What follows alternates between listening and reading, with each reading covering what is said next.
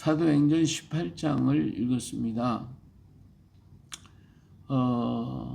바울이 이번에는 이제 아덴 지역에서 헬라의 아주 중심지고 헬라 철학 그리고 스토아 철학의 아주 그냥 중심지였던 이 아덴 지역을 떠나서 이제 고린도 지방으로 가게 되는데, 여기에서 이제 제2차 전도 여행이 이제 시작이 되죠.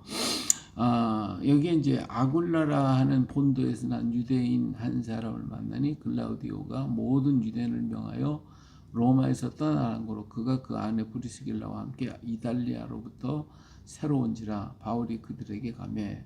그렇죠? 이 아굴라라는 사람과 브리스길라를 만나게 됩니다. 근데 이 사람들은 어떤 사람이냐면 천막을 깁는 일을, 천막 만드는 일을 하고 있었는데, 유대인들이 그 교육의 특징이 하나가 뭐냐면 많은 고급적인 공부를 시켜요. 그러니까 바울도 굉장히 율법에 관해서 아주 고차원적인 교육을 받은 동시에 아주 일반 생활 속에서 언제든지 할 수 있는 그런 직업을 가지고 있었어요. 그게 뭐냐면 천막을 깁는 일입니다. 천막도 당시에 많은 유대인들을 또 목축업을 하는 사람들, 이런 떠돌이 하는 사람이 많았기 때문에 이 천막을 만들어서 이렇게 하는 일인데, 이 브리스겔라와 아굴라가 바로 이제 천막 만드는 사람이었고, 바울도 역시 천막을 제조할 줄 알기 때문에 이들과 함께 일하면서 여기서 또 돈을 벌게 되면 그걸 가지고 또 전도 여행에 쓰는 이러한 일을 했어요. 그래서 더 친해져 가지고 여기서 같이 있으면서 말씀을 전가할 때 아굴라가 예수를 잘 믿게 됐죠. 그러니까 아굴라하고 브리스길라가 있는데 성경이 아굴라 브리스길라 아굴라 이렇게 나오는데, 브리스길라는 이제 부인이고 아굴라는 남편이란 말이에요. 근데 아굴라 브리스길라가 먼저 나오는 것보다는 브리스길라와 아굴라가 먼저 나오는 걸 보면 이 브리스길라의 신앙이 아주 더욱더 뜨거웠던 것을 볼 수가 있고, 아굴라는 뭐 천막일을 짓다 보니까 여기에 힘을 쓰다 보니까 많이 협조를 못한 것 같아요. 근데 이 브리스길라는 아주 열심으로 바울을 도운 사람이었고, 그래서 바울은 이 집에서 같이 머물면서 복음을 전하게 되어집니다. 자, 실라와 디모데가 마게도니아 지방에 있었죠. 빌립보 지방에, 아덴 지방에 있었어요.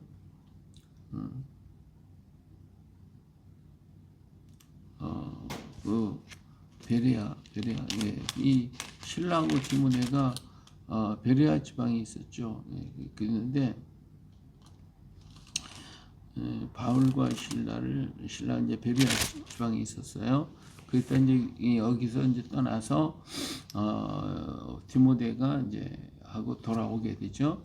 예. 자, 이렇게 해가지고 같이 또 연합을 해가지고 복음을 또 전하기 시작을 합니다.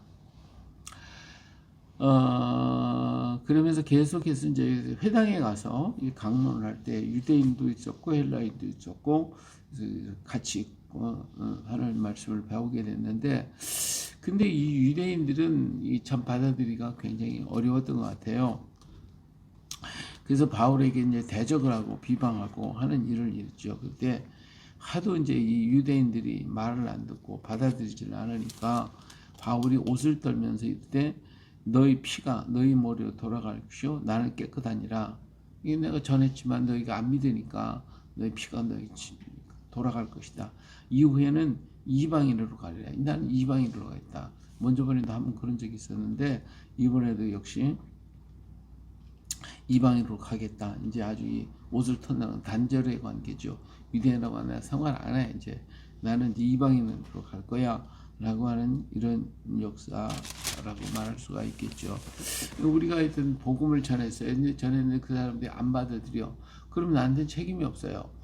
믿지 않고 받아들이지 않은 그 사람의 문제지, 내가 전하지 않았으면 그것이 문제가 되겠지만, 전했음에도 하여금 그들이 믿지 않냐면 그들은 그들의 책임이 그들에게 돌아가는 것이고, 난 아무 관계가 없죠.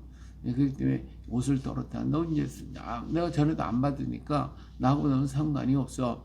근데 이방인들을 받아들이니까 오히려 나는 이방인들에게 가겠다. 이렇게 하게 되는 거죠. 거기서 옮겨 하나님을 경외하는 디도 유스도라고 하는 사람 집에 들어가서 갔는데 이 사람의 집은 회당의 바로 옆입니다. 또 회당장 그리스보가 온 집안과 더불어 주를 믿으며 수많은 고린도 사람도 듣고 믿어 세례를 받더라. 그랬어요. 이게 회당에 가서 복음을 계속 전했는데 회당에 있는 유대인들이 자꾸 대적하고 안 받아들이고 하기 때문에 이제는 회당이 아니라 이 그리스도라고 하는 사람의 집에서 복음을 전하게 됐단 말이에요.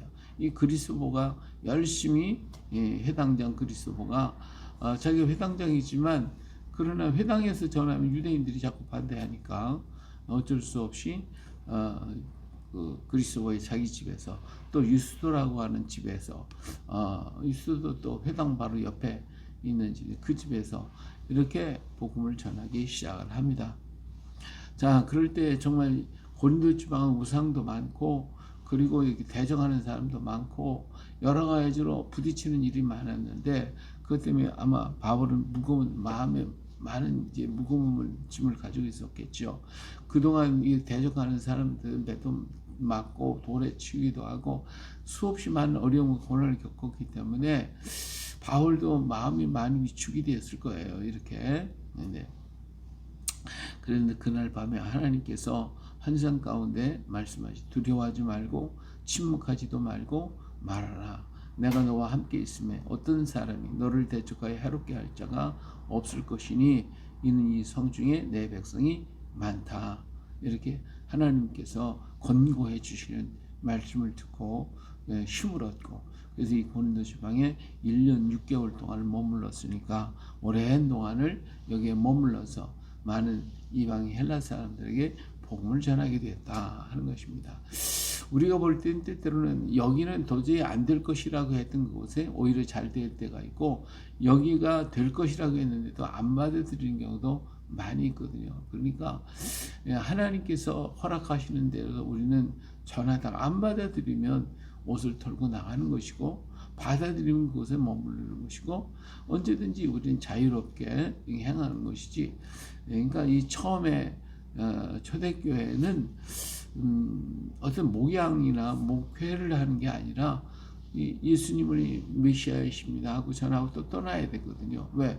다른 지역에 있는 다른 지역의 사람들에게 빨리 가서 전해야 되니까 자기들의 생애 안에 예수님 오실 것이니까 이게 빨리 전하고 또 가서 또 전하고 후계자를 세워놓고 또 전하고 또 후계자 세워놓고 또 전하고 하지만 이 후계자가 그만큼 말씀을 알고 신앙 열정을 하느냐는 또 그렇지 못하잖아요. 그렇기 때문에 참 여러 가지 초대교회의 역사는 상당히 어려움을 겪었던 것을 볼 수가 있어요.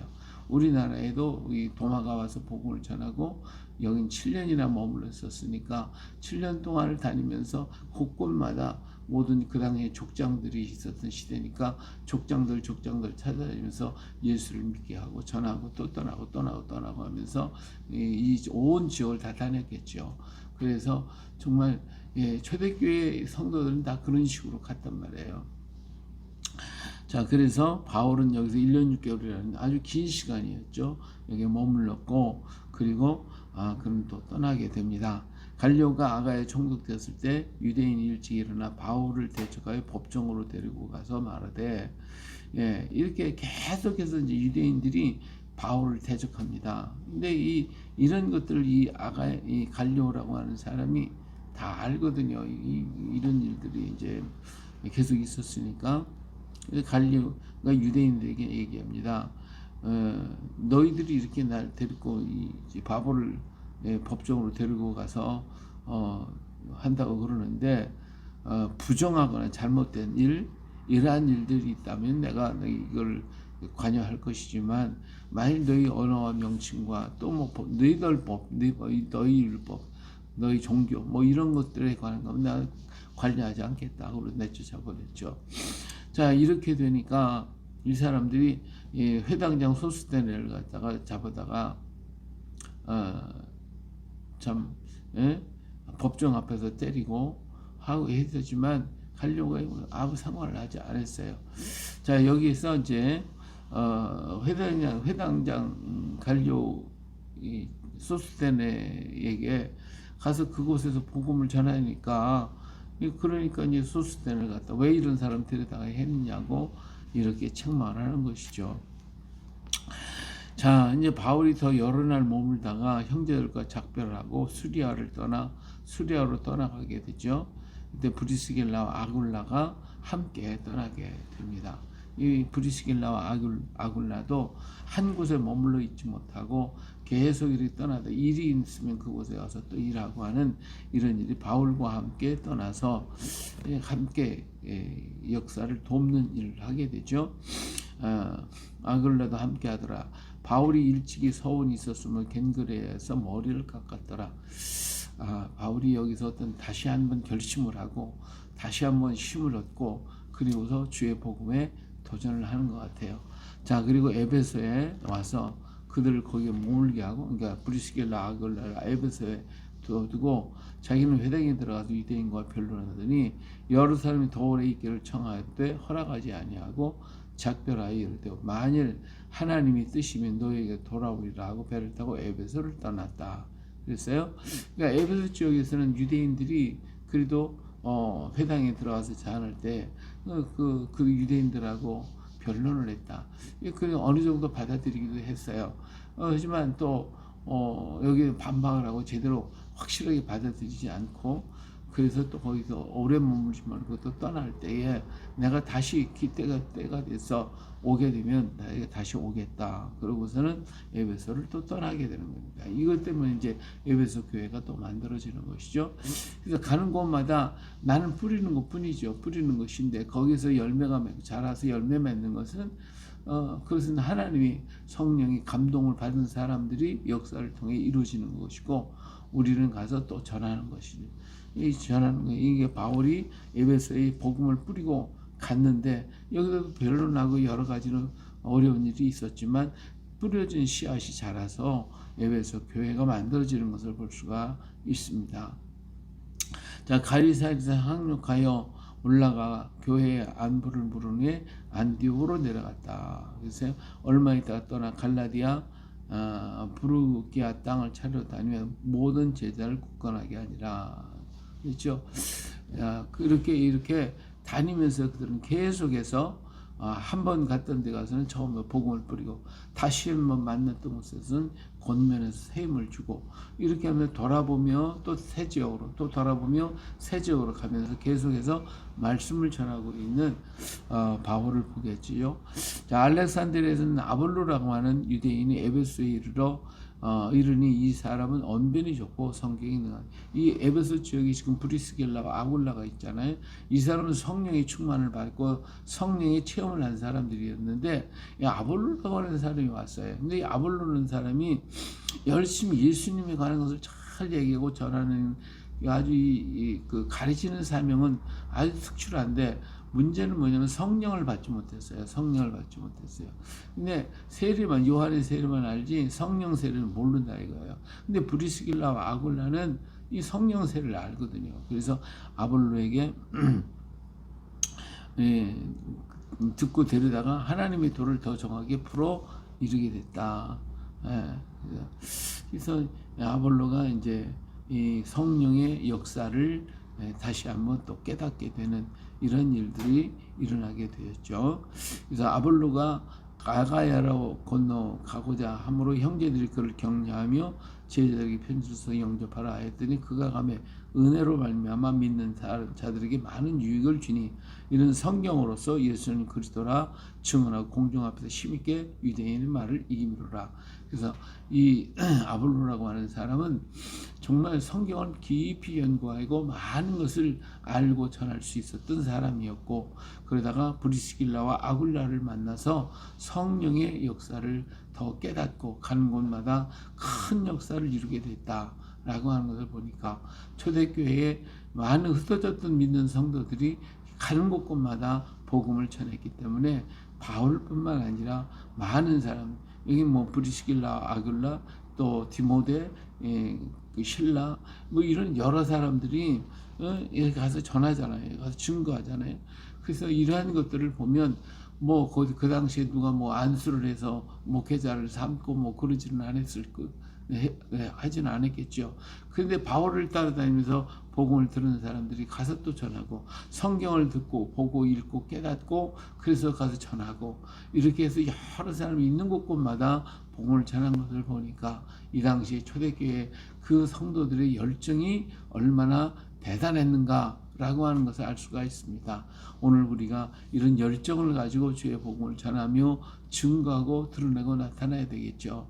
어떤 뭐 특별한 제도에 지금 많이 막혀서 나는 못한다.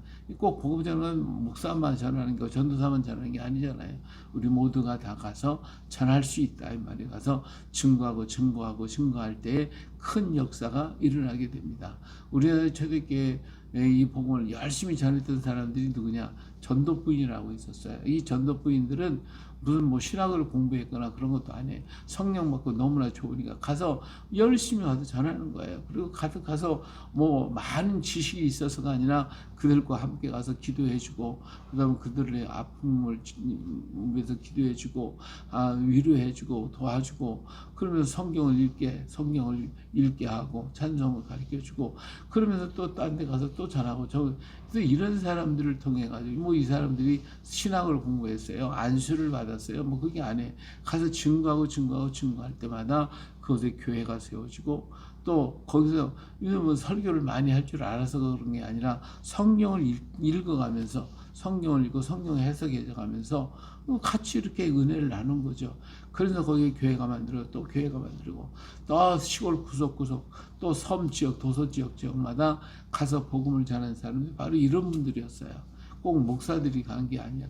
이 당시에는 또 목사들이 없었기 때문에 목사님들이 그냥 여러 지역을 다니면서 또 성찬식도 해주고 또 세례도 주고 하는 일을 했잖아요. 그러니까 이 복음이라고 하는 것은 누구 특정한 사람만 전하는 게 아니라 우리 모두가 다 은혜 받은 모든 사람들이 가서 만나는 사람에게 복음을 전할 때에 하나님의 역사는 또 이루어지게 되어지는 것입니다. 오늘도 우리에게 주어진 사명 잘 감당할 수 있도록 나와 오늘도 만나는 모든 사람들, 대화하는 사람들, 또 내가 찾아가야 할 사람들과 더불어 예수 그리스도의 복음을 전하며 그들과 함께 할 수 있는 복된 날, 은혜로운 날이 되어줄 수 있기를 주의 이름으로 축복합니다. 할렐루야.